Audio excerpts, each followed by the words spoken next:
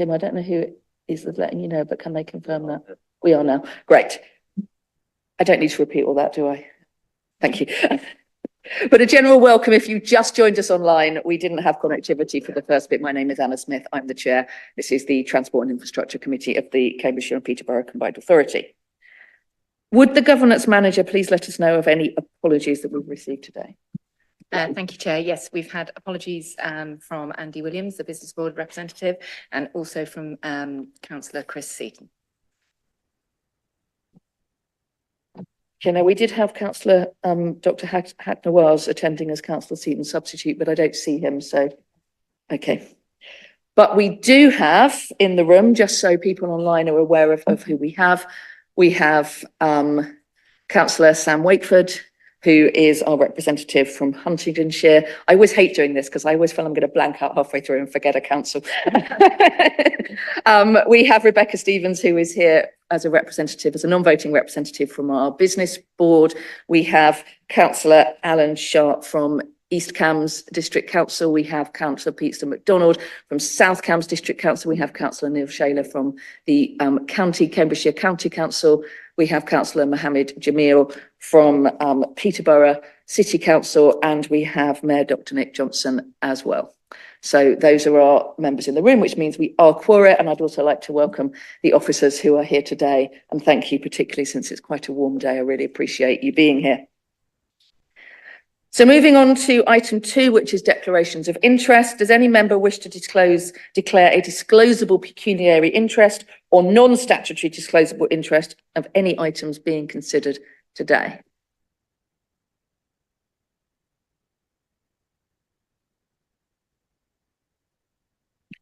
Okay, and a reminder that declarations of interest can be made at any point during the meeting. I'm normally, for the benefit of Councillor Jamil, quite strict on taking people in order, but if you do have a declaration of interest, just keep the hand up and I will take that obviously at any time. Now going to move on to the election of a vice chair of the committee. Councillor Wakefield has indicated that he is happy to remain as vice chair. I would like to propose Councillor Wakefield. Do I have a seconder for that? Councillor Shaler, are there any other nominations for vice chair?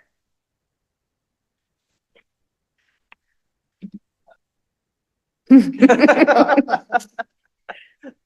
thought you were going to nominate someone else there for a minute, Dr. Nick.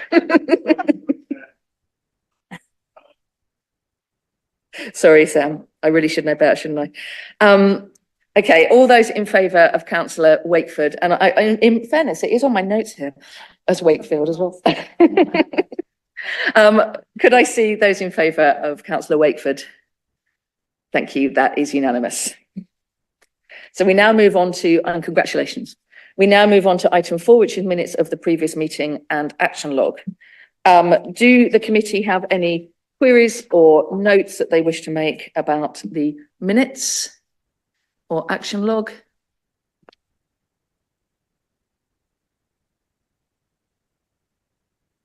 Okay, the pigeons outside seem very keen to make a comment, but there's nothing in the room. Rebecca. Just because we're talking about names, my name is spelt wrong. It seems to vary. It changes each time. So it's with a PH. Can we ensure that's noted on the minutes correctly, please, and that a change is made? Anything else? Okay, so I'm going to sign those minutes. Do I assume that I'm signing them with the understanding that we'll get the spelling right there, say? Okay, and the date is the 26th.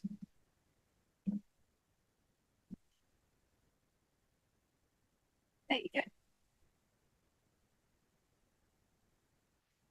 Okay, the next item is item 5, which is public questions. No questions have been received for this meeting, so we will move on to item 6, which is the forward plan. Are there any questions or comments on the Combined Authority forward plan?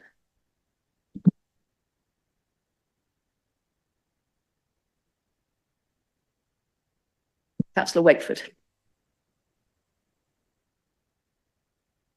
Thanks. Is it worth saying, mostly for benefit of all those in their numbers, I'm sure, watching the meeting, that there are, of course, lots of things on the board plan for next month that we were looking forward to discussing this month and about which there's enormous interest in, and it is for reasons of the pre-election period rather than for any lack of interest by CPCA or members of this committee that we're not asking lots of questions about them and querying that.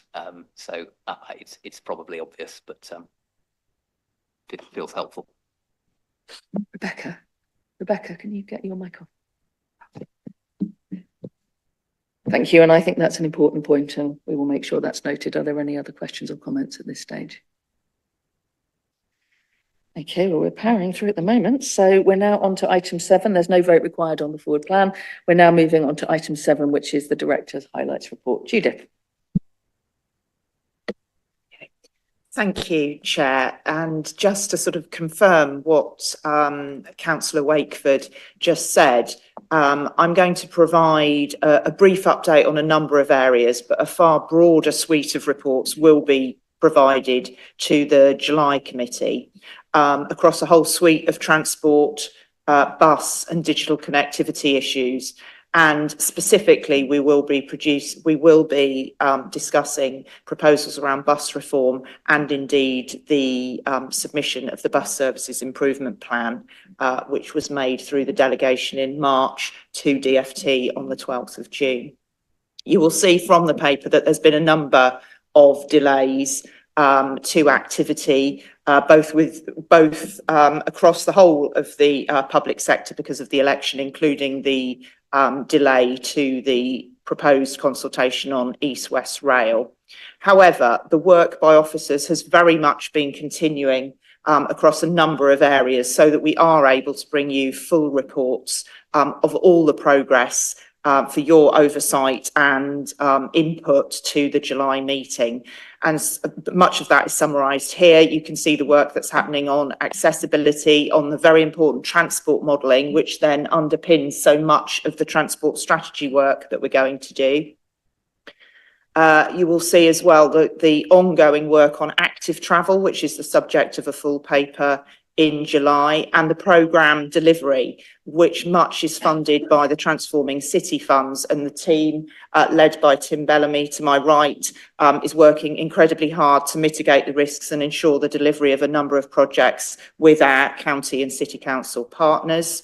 Work continues on rail. We're looking at both the rail strategy and bringing forward particular projects where possible, looking at options where these can be delivered. And once again, there will be ongoing meetings with councillor and officers once the pre-election period has continued. Obviously, there's a note here about the very important work on digital connectivity and particularly the development of the new strategy, which will be coming forward in the autumn. At our last meeting here, we talked about the e-scooter trials, and we were optimistic at that point we would be extending the area. But again, unfortunately, that decision wasn't made by DfT before the election was called. So we are, in fact, continuing with the existing size, fleet and geography that was in place before those proposals came forward. There will also, the Mayor chaired last week a Vision Zero board, so work on road safety, it remains a very high priority for members and officers alike, as well as preparation for ensuring that we are well placed to bring forward proposals for future transport infrastructure and connectivity. And that you will see in the form of some work that we have been working alongside England's economic heartland to ensure that key schemes in our area are brought forward in transport investment brochures, which will be before the July TIC meeting, where we're hoping to have a presentation by EH about those projects. So there will be many items coming forward, but I can assure you the work of the team has absolutely been continuing to keep up progress and focus on key risks. Thank you. And I will take questions, but I hope it is appropriate to mention that we had some staff awards for the Combined Authority just a couple of days ago, and that 4 members of the transport team received staff awards, which is absolutely phenomenal. So we have a couple of them here. Tim Bellamy won the award for integrity. Emma White won a leadership award. We also had Yo Higton winning the dedication to the mayoral pledges award, and Jackie Cockrell as well, who many of us know because she's always kind of making sure that we're in the right place at the right time for everything, won an unsung hero award as well, and she will absolutely not thank me for mentioning her name, so I'm sorry, Jackie, if you're watching, but congratulations to all four of them. That's really, really impressive from one team. Are there any questions or comments on the Director's report? Councillor Shaler. Thank you very much, Chair. I'd just like to say sterling work on road safety, and I hope it continues. And I was sad to see what happened with the scooter trial. The scooter trial, I think, was exemplary, and the kind of data that we received from it.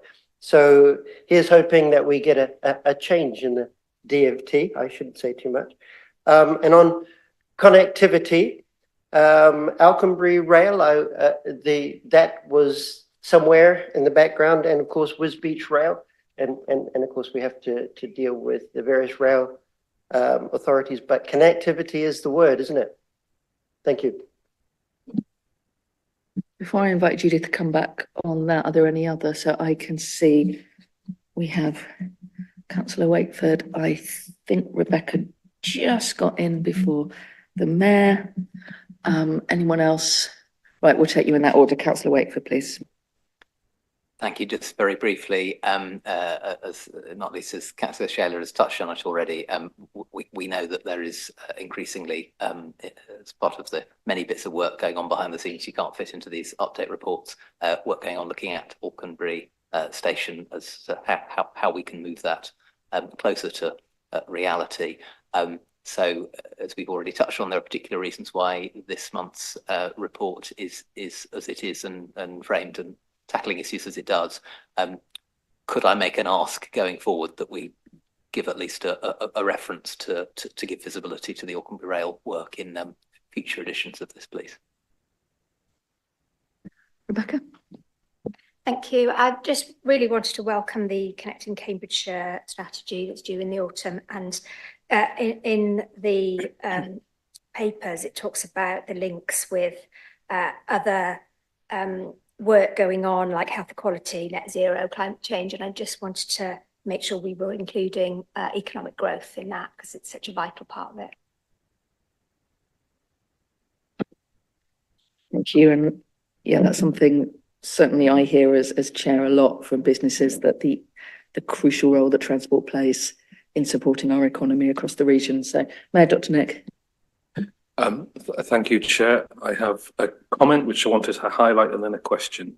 It goes to 3.13 about the Vision Zero road safety work, which Councillor Shaler has already alluded to. Thank you for making sure it's in the report, and to acknowledge, obviously, I can only be described as delight at pulling this work together. It's not that it obviously hasn't been around in Cambridgeshire and Peterborough for some time, and actually there's some really good examples of what's been done previously, but circumstances around staffing across different organisations meant that the kind of drive and the ambition of constituent members was sort of, for want of a better phrase, flagging. And so I really was delighted and want to acknowledge, going back to the team within the Combined Authority for the employment of officer resource, particularly Chris Mills, who was sort of taking a sort of leadership role in terms of working, coordinating across many different organisations. I think it is to the credit of both Fire and Rescue, Police and Crime Commissioner, the police services in all their various iterations, but also the constituent members, of their willingness to sort of build on the good work that's been done before. And I'm very, very optimistic about what we are trying to achieve in that strategy. And as a final comment, it is of some note that as work is being and research is being kind of rolled out across the country around the implementation of safer transport zones, reduced speeds in residential areas, we are already, I believe, seeing improvements in terms of reduction of serious injury and indeed deaths in places like for instance, Wales, which I know is a contentious issue, but it is to recognise that more and more evidence about the importance of a plan, a vision, and kind of, for want of a better phrase, saving lives and improving outcomes is here, and we're driving it forward. So thank you to the transport team for pulling that together and bring it to go forward. My question, more mundane, but just as relevant, partly because it's related to these things, is around the active travel update. And it was just really if a bit more information could be given about the Sustrans funding and the trial of quiet lanes on the National Cycle Network, if there's any specific more details to that. Just interested to know what it is. I just want to see, have we got anyone else that would like to, because I know Councillor Jamil has. If there isn't anyone else at this stage, what I'll do, if it's okay, Judith, if I ask Councillor Jamil to give his question as well, and then you can respond to also. Councillor Jamil. Thank you, Chair. Mine just a quick one on 3.8. Welcome, CPCA are going to fund the Peterborough Transport Strategy, and we mostly welcome the work that needs to be done desperately and in and around the bus depot in Peterborough. And it's, you know, it's been a long time in coming, but I'm glad that we're finally getting somewhere where something can be done. So I welcome that section of the report. Thank you. Judith, lots for you there. Are you going to come back on those or? Thank you. I'll try and cover all of those comments, and also ask Tim to come in, provide some further detail. In terms of Alconbury Rail, that's absolutely something that we actively consider, and also is highlighted by officers at Huntingdonshire District Council and more widely. So we are bringing forward a rail strategy, and in fact at the one of the forthcoming meetings we'll be looking at the scope of future strategy work. And I think we believe that it's really important to have a clear strategy on rail, both in terms of what we're doing in terms of the rail infrastructure, but also how we connect to it, how we provide station facilities, and what those need to include. So absolutely, Alconbury, the future of Alconbury and access via a station will be part of that, alongside obviously the proposals that have been considered for Wisbech as well. In terms of the point, Rebecca, that you made concerning digital connectivity, there is a lot of work happening that Jeren is leading on digital connectivity, and looking at the whole piece. And obviously in the report, we've briefly mentioned innovation inclusion, but the work that focuses on developing user cases for sectors and parts of the economy that actually maximises the use of that is really important. And certainly in the next presentation, and when they actually present the strategy, we'll ensure that that is drawn out, because that is absolutely critical. And I do believe as well that that is being presented at the business board. So hopefully you will get a further opportunity to talk through that. Really pleased to hear that the work that Chris Mills is putting in is really paying off in terms of our local contribution to Vision Zero, and obviously that learning